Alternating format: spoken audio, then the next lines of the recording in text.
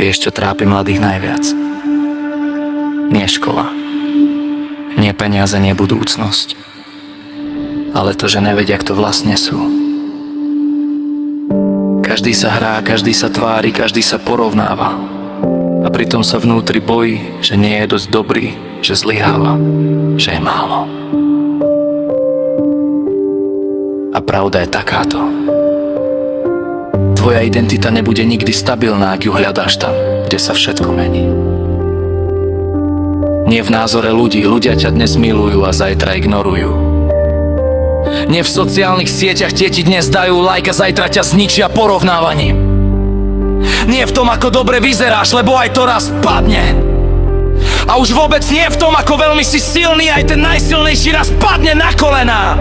A tu je tvrdá, ale oslobodzujúca pravda. Tvoja hodnota nepochádza z toho, čo dokážeš, ale z toho, komu patríš. Boh ti dal identitu skôr, než si sa narodil, a on nehodí do koša to, čo tvoril s láskou.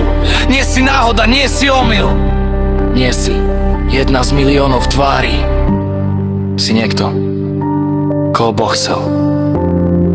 Niekoho, koho pozná po mene. Niekoho, za koho zaplatil vlastným životom. A ak ti svet niekedy hovoril, že si slabý, málo, nedokonalý, pamätaj. Svet vidí tvoje chyby, Boh vidí tvoj potenciál.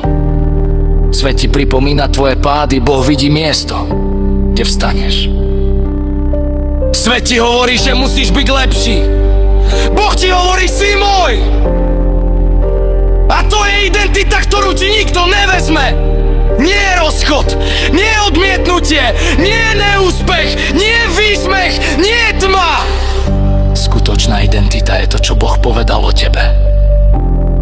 A on neklame. Možno sa cítiš rozbitý, možno porovnávaný. Možno nevidíš hodnotu, ale Boh ju vidí. On ťa nedefinuje podľa tvojej minulosti, ale podľa svojho plánu. A ak sa pýtaš, kto vlastne som, odpoveď nie je v zrkadle, nie je v ľuďoch, nie je na Instagrame.